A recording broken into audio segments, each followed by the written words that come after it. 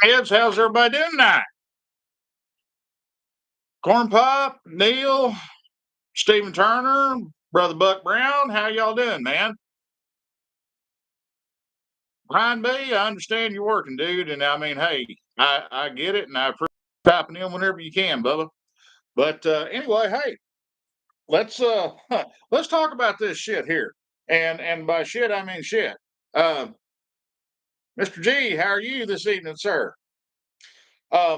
This last week is well, if I had to quantify this last week, it would be somewhere on the spectrum in between. Hmm, what's a good comparison here? Okay, I got one for you.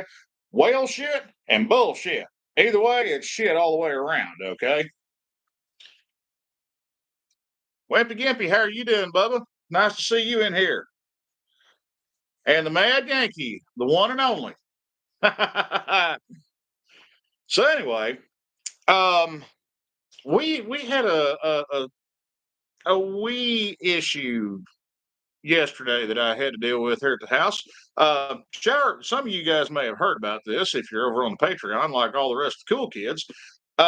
The riser pipe for my shower, yeah, the one that goes up inside the wall, yeah, it decided it wanted to go explodey, like, yeah.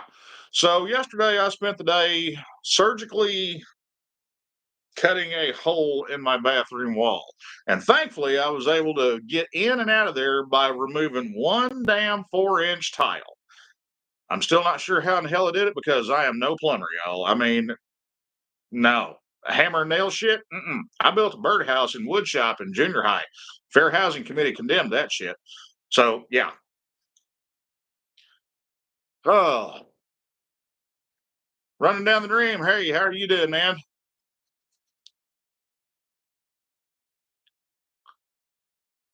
Laundromat? Come on, dude. Just hang them out on the line, okay? I mean, they'll be dry in April. Snake bastard, what's happening, man? Good to see you, brother. Rome Burns, hey, man. Good day to you, mate. Serenity Kenny, the one and only. I know it's 9 degrees outside. Like I said, they'll be dry in April. Just be patient.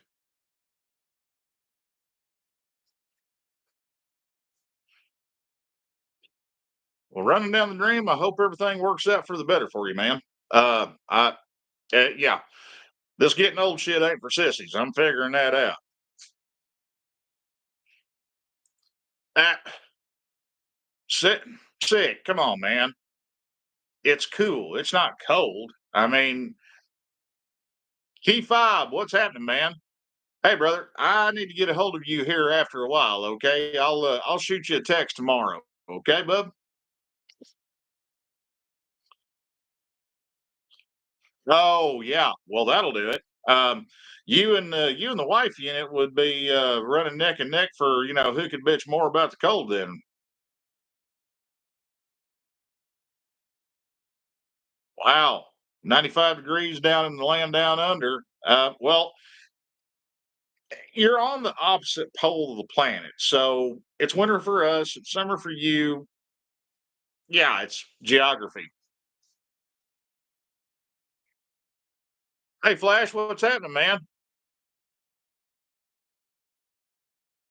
Just pretend the house is extra large Yamaha with a brake problem. Man, I wish. Okay, I mean, number one, if all right, let's put it this way: if I wasn't so much of a tight ass, I'd have paid somebody to do this shit because it was stressing me the hell out. And whenever I get like this, I go and I panic buy. I'll go to Lowe's, I'll go to Home Depot, I'll go to Harbor Freight, I'll go to Ace Hardware, wherever in the hell I think I need to go, I'll go there. And I'll walk around and be like, I need that and that and that and that and that and that and that. And I will buy any damn thing that I think I can possibly need to deal with whatever contingency I come up with. And sure as shit, I end up taking about 75% of it back, like I did today. But also, sure as shit, I usually don't buy the one damn thing that I need. So, yeah.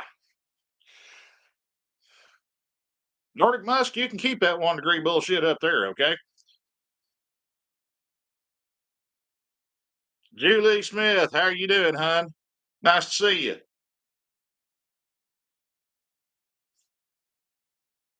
Yeah, I know that corn pop. I know, but that's one of those things. It's like, well, hell, I'm here. And I got to deal with it.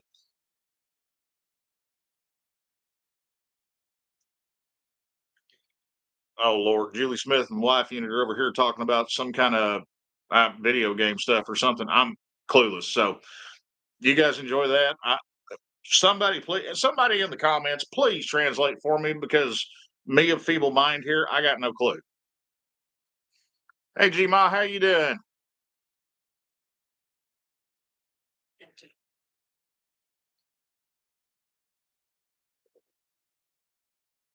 So anyway, that yes, that. Um, I've got the lowers hanging from up there in the rafters, and if you guys remember from the video, they've got some unique paintwork on them. And I've kind of rolled this around my head a little bit, and I'm kind of halfway thinking that I may leave it on there, at least for a little while, just for the shits and giggles factor of it.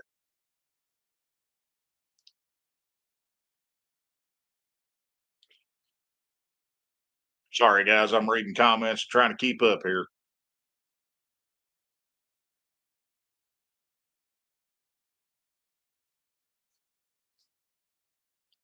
Anyways, so hang on, let me grab one of these things for you, okay? Just to refresh your memory if you haven't seen or if it's been a while.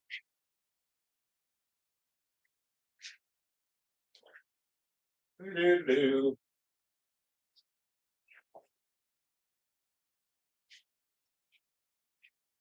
Okay, this is for all the Cletus McFarland and Freedom Factory fanboys out there, okay? Hell yeah, brother. I mean, I admire his moxie, but damn, they straight up got these stencils from Hobby Lobby, and they got the paint from the clearance section at Walmart. It's all good though. That means it'll come off pretty easy. But there is untapped potential here because there is the potential that I may get some mirrored wraparounds and just let it grow and let it go and start wearing a bunch of yellow and red t-shirts. Who knows?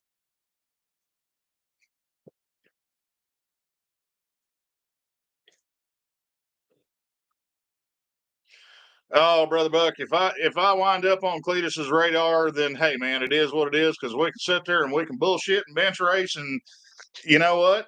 Um, we'll do everything up to it, including climbing in a helicopter, because there's just something that it kind of creeps me out about that notion just a little bit, considering they don't fly, they truly don't. They they have paddles on top of the aircraft, and what they do is they spin them around rapidly and they beat the air into submission.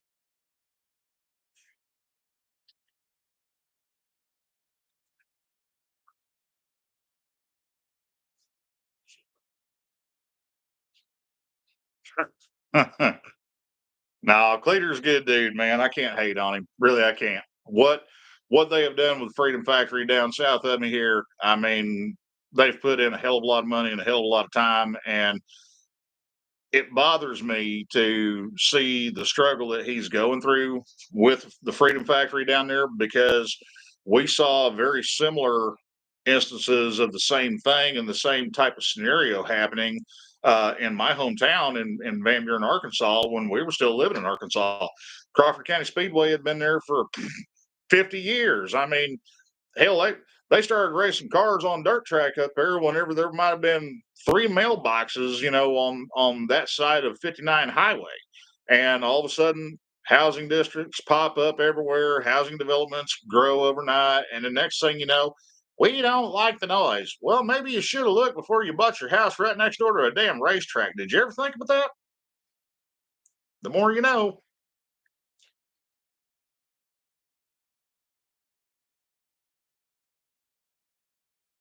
Granny, you can keep your snow up there, all right? I mean, fortunately, I don't have to deal with that anymore, and I don't miss it.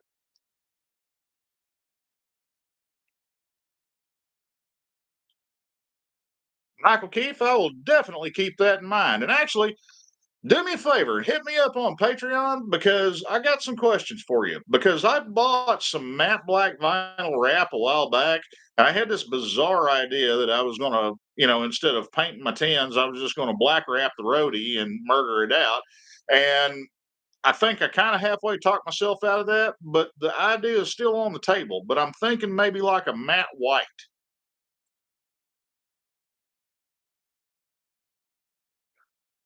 No, Buck, I didn't say no to whirly birds. I just said no to that particular combination. There's a difference.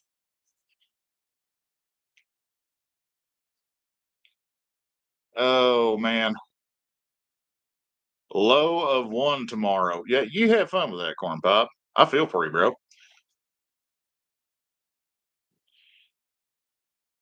Julia, I 100% agree with you. The thing is, if let let's be real here, okay? I'm kind of halfway putting myself on blast just a little bit here, but this is also kind of a common sense statement as well. You're 100% correct in that. The guys that have that, the 2% group of guys that have that all go, no quit, do or die race car driver mentality. It doesn't matter if they are racing a $600 piece of shit front wheel drive car on Saturday night and they're having to use a sledgehammer to beat the fenders off the damn tires. They're out there and they're racing and they're happy. It lets them get it out of their system. And I'll be honest with you, whenever I was young and stupid, I was like that for a little bit. So, yeah, what you're saying there, it makes absolute perfect sense. Hey, Angel, how you doing up in the Great White North?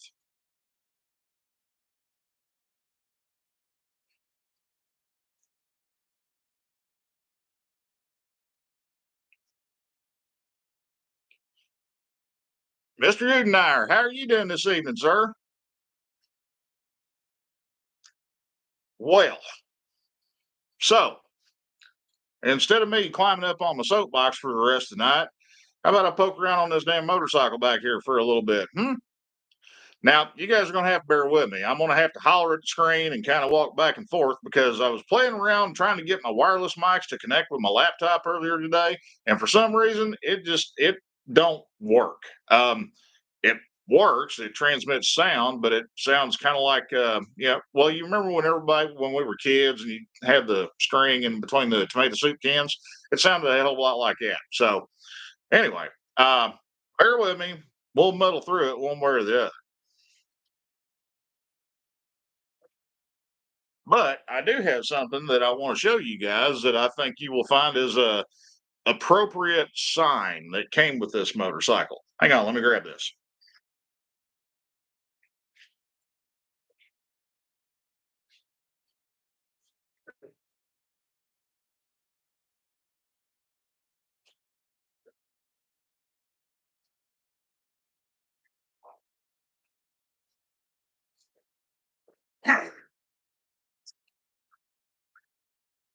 Now, I'm not going to put anybody on blast and call them out by name here, just out of respect for their privacy. But let's just say that the feller that decided he wanted to donate this bike to the channel here, his name's Sean, and he made a point to make sure that I kept this keychain whenever we got together and did the deal and shook hands on it. And honestly, I find it very fitting for this particular motorcycle. There is no way that I could tell the man no. You gotta love it. Well, Ring, how you doing, Bubba?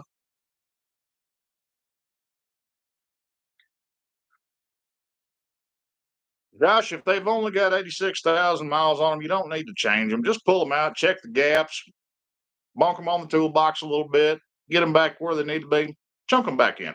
Use anti-seize. That way they don't stick.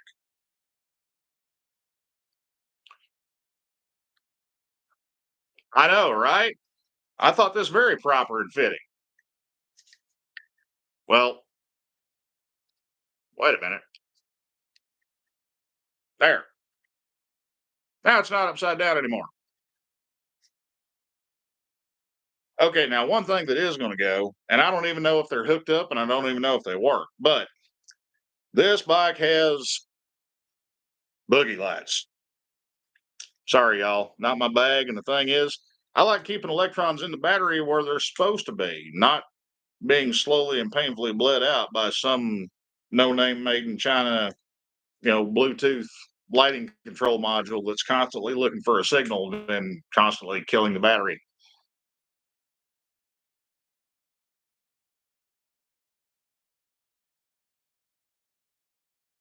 Like, why would you throw a spark plug at a windshield? That's just rude, man. Anyway, let's see what we can see on this thing.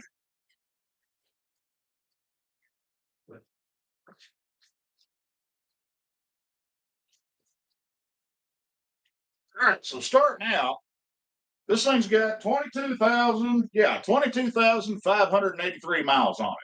Now, before we start poking and prodding at this thing with wrenches,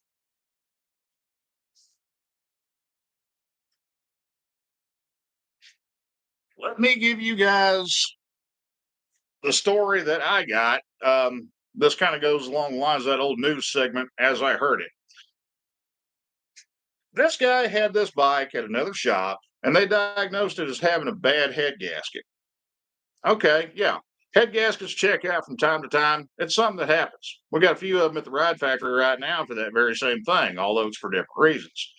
Anyways, fast forward to when they diagnosed the head gasket. They tell my customer that the head gasket's bad because number two spark plug tunnel down in the head has got oil in it. Okay, big flag right there, but somehow they managed to sell that as a bad head gasket. To me, that's a bad valve cover gasket, but they pawned it off as a bad head gasket. So they pull the head off of this thing, send the head to a machine shop. Machine shop surfaces the head. They put it all back together. They built its carburetors while they had the head off the thing. When they got it all back together, they couldn't make it run any better than, 2-week old sun bleached dog shit. And no matter what they tried, they couldn't make it run right. And finally, my customer pulled the plug and he's like, hey, wait a minute. I'm almost 4 grand into this with you guys, and I brought you a bike that ran good. It just had an oil leak, and now you're telling me you don't know what to do to fix it. So that's when he decided he wanted to get it out of there. And that's how I wound up in the mix on this thing. He brings it up to me. I check it out. I notice it's got an oil leak because they reused the old valve cover gasket. And hey, if they're rubber, they're perfectly reusable as long as they're in decent condition. They're not dry cracked or anything like that. They reused the old valve cover gasket. They didn't put any sealer in the little half moon saddles where the cam cuts and the cylinder head are, so it's leaking oil from there. But it's barely running. It'll barely run on choke. It won't even attempt to run if the choke's not turned on at all. So that tells me right there the carburetors are either stopped up, which I suspect, or they're way the hell out in left field, like way out in left field. So I get to digging a little deeper because something just doesn't feel right. And I dive in. I had a hunch that they had the valve clearances set wrong in this thing because the way the valve's set up in this thing, the cam rides on a rocker arm, and then the tip of the rocker arm pushes the valve down, and that's where your adjustment shim is. Well, you're supposed to measure the clearance in between the tip of the rocker arm and the valve shim. Well, most everybody that gets into one of these things, they'll cram a feeler gauge in underneath the cam lobe on top of the rocker arm and measure it there. The only problem is because of this thing called math and geometry, if you've got, say, 6 thousandths worth of clearance there in between the cam lobe and the rocker arm pad, by the time you get to the tip of the rocker arm where it's actually supposed to be measured at, that gets amplified to about 9.5 thousandths of an inch. So, yeah, that's a problem. Now, this isn't going to be the normal autopsy like we typically do on a Ramblin' Park bike because I've already done a lot of the legwork on this, and I'm fixing to tell you guys right now the big stuff. Number one, valves are way the hell out of spec. Every single valve in the head on this thing, they're not stupid loose. They are loose, they're all out of spec, but they're not ridiculously loose. When I could get it to run, it was a little chattery, a little talkative, but honestly, I couldn't get this thing to run enough or run well enough to even attempt a test ride on it. So maybe they're a little bit louder at higher RPM. I don't know because I just couldn't get it to do any kind of high RPM. So we got to reset the valve clearance and thing. Another thing that I checked because, again, I had a feeling the cam timing marks on the camshaft sprockets on these bikes, they're not visible when the motor's in the frame because you got this big honking ass frame spar on each side that wraps around the cylinder head. So, anyways, what you do is you can see the timing mark on the intake cam. And then Kawasaki in their service manual, they tell you to count, I believe it's either 19 or 21 pins on the cam chain. And then there'll be another mark on the inside of the exhaust cam sprocket. Well, they screwed that up because the exhaust cam in this thing is retarded, as in it's slow, by 2 teeth. I don't remember the exact count. It was either 19 or 21 pins, one of the two, but it's two back behind where it's supposed to be. So, yeah, how the thing didn't clobber the valves and bend a shitload of them on the exhaust side of the head, that's a new one to me. But hey, I'll take it for what it is. Who remembers the galactic prophylactic? Wow. I look over and that's the first thing that I see. And it's like an instant eye magnet. It's like, hmm?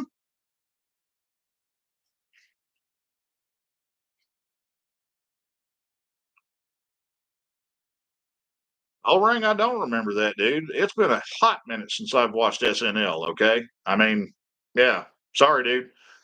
I guess I got to do a little bit of homework. Corn pop, I think the valves in this thing are totally fine because on the compression test, it was blowing in the high 160s, flirting with 170, and it's pretty even. Now, granted, the valves are raw; they haven't, seated themselves, so to speak, in the head because whenever they surfaced the head, I'm assuming they had the valves out of it because they had magic marker on the faces of the valves denoting where they went, what cylinder, what position they were in. So I'm betting that they had the valves out of the head. Now, I don't know if they lapped the valves. I don't know if they cut the valves and seats. Don't know. So I'm kind of going into this blind. But just from the compression numbers I was getting out of it, I don't think I got a valve problem there. I know I got a I know I got a timing problem, but not a valve problem.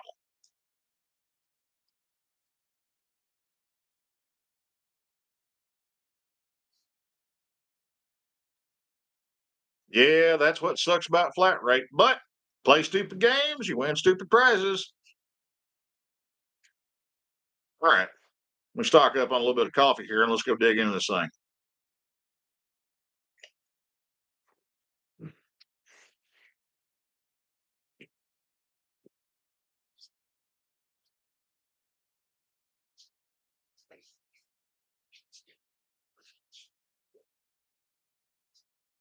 It would be absolutely amazing if my beloved wife unit would come out here and give me like some color commentary to go off of while I'm doing this, seeing as how I'm technologically challenged and audio visually restricted right now. But we will soldier on.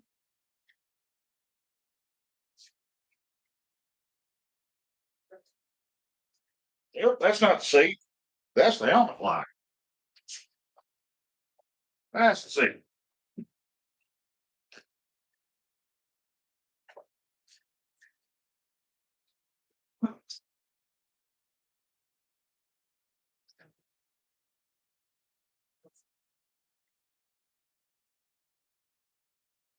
Just for giggles, let's take a look at the gas tank because can't remember if I did or not.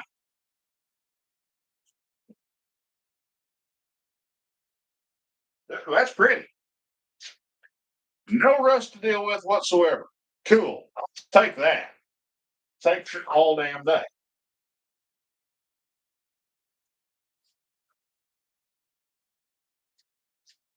Yep, there's boogie lights.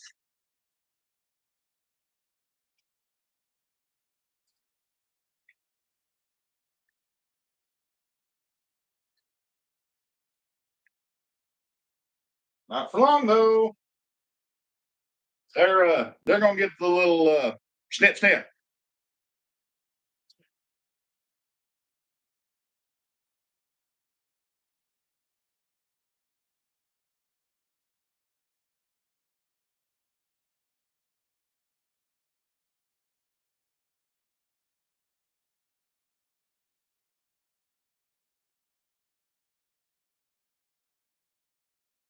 Okay.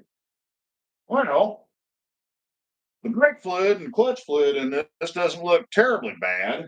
It's a little dark, but it sure don't look like pancake syrup or Dr. Pepper. So we're still going to change it out just for good measure. But I'm not seeing any issues with brake drag or anything like that, at least not up to this point right now. So we're going to let that ride and see how it behaves. Of course, we're going to get the bike up, get it lifted up. We're going to pull the calipers off. We're going to push them back in, make sure they're not dragging or sticking or anything like that. But so far, everything I'm seeing, that's a good sign.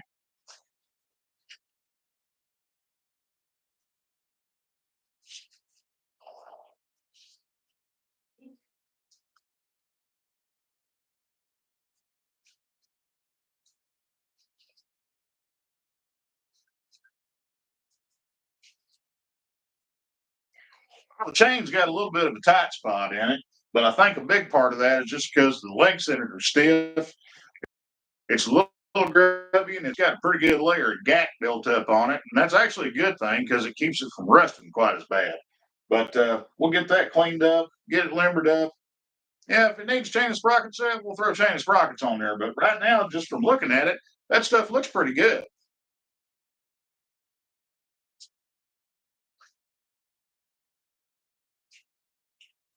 And we got blinky lights there, and we got blinky lights there. Why is my garage door opening itself? No, there's the beloved wife unit. I love you, baby. So cold. It ain't that cold. Honey, word. Did you take it out of your car? I did. Did you forget I put a keypad on the outside of the door? I did. I'm not sorry. So you're telling me you went to your car to get your remote that I gave you on the same day that I told you I put a keypad alongside the garage door? That might allegedly be accurate, but we'll have to double check. I love you. You're tolerable. You're a lovable dingus.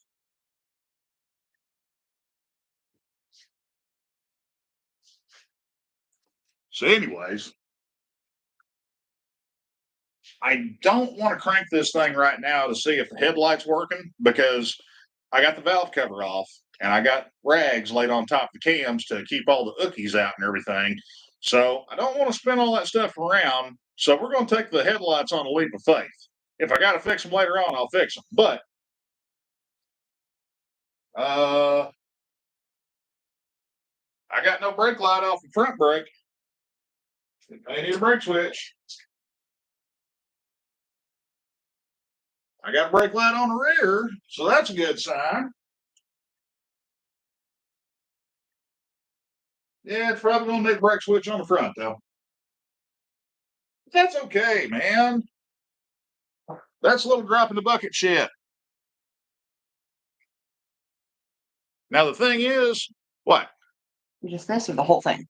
What? Over there. What are you? They were asking for assistance to translate your across the garage bumpkin. Okay, well, I'm sorry. Hang on. Let me get you guys a little closer and I'll try to do a less than awful job, but not that one. That's the wrong plug. No, not that wrong too. Yeah, that's kind of an inside joke right there. You're good.